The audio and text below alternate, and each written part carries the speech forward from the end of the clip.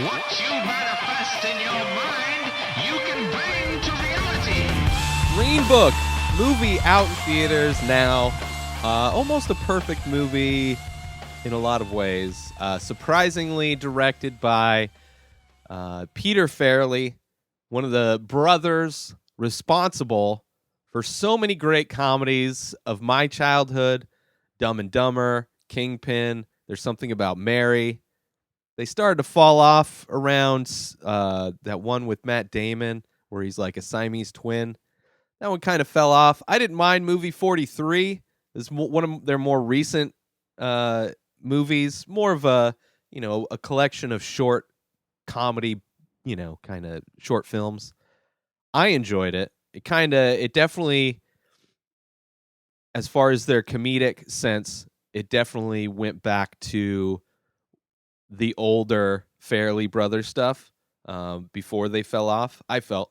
Had no desire. I tried to watch the Dumb and Dumber remake, Dumb and Dumber 2, which was the last movie that he did before doing Green Book, which is highly different. Is different in many ways from his previous movies. Clearly, this is more of a drama. It takes place in, I think it was 1960 something, 1960s. So a working class Italian American bouncer becomes the driver of an African American classical pianist on a tour of venues through the 1960s American South. It's got Hugo Weaving in it. No, Viggo Mortensen. Way off. Viggo Mortensen plays the Italian, and Mahershala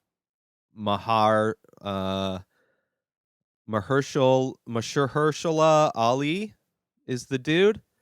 Both great actors. I mean, clearly I've seen, it seems like I've seen both of them in a lot of stuff, but Viggo Mortensen specifically has been great in almost everything. I don't think I've seen a movie of his that he wasn't great in.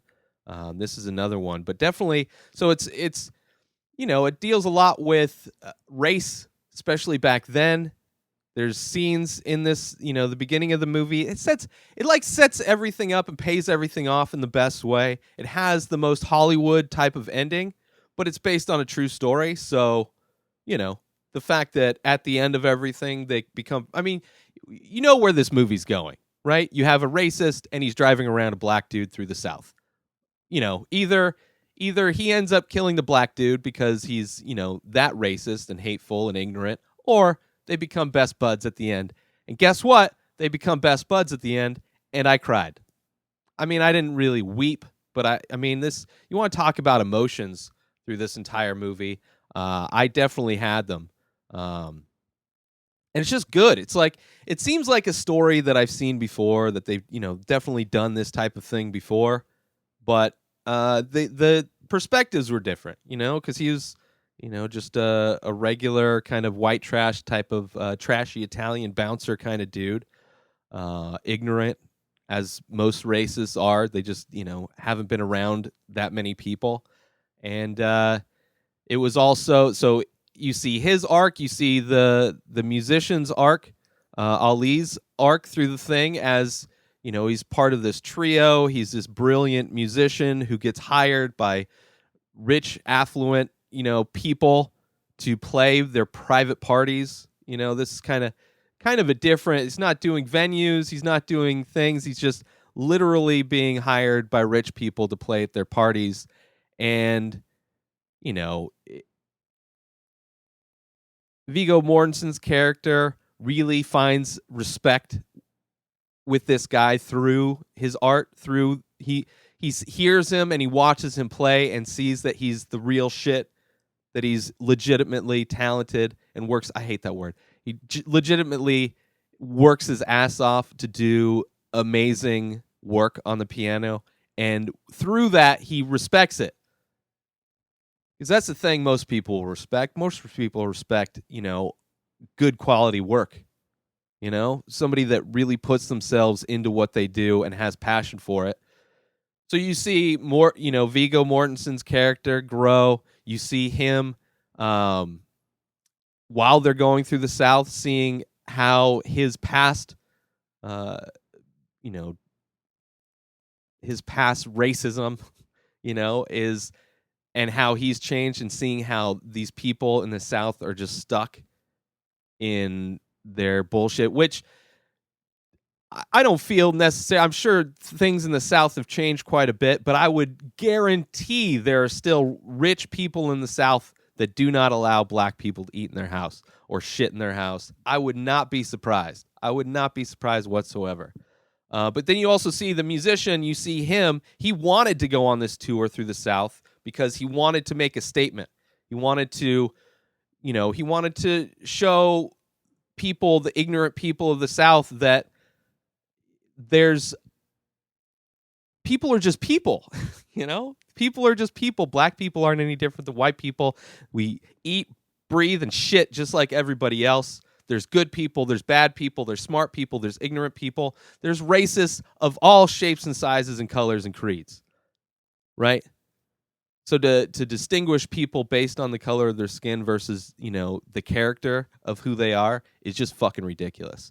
And I was at a Christmas party, and there was a dude from the UK who, was very happy to mention that he has no black friends. He kept bringing up that, like, the Spain has never conquered anything. I don't know. It was just like this weird kind of flaunting of he's proud of his ignorance and his racism, even though he's from the UK. Like, he still has a clearly a ignorant viewpoint. Hasn't met that many people.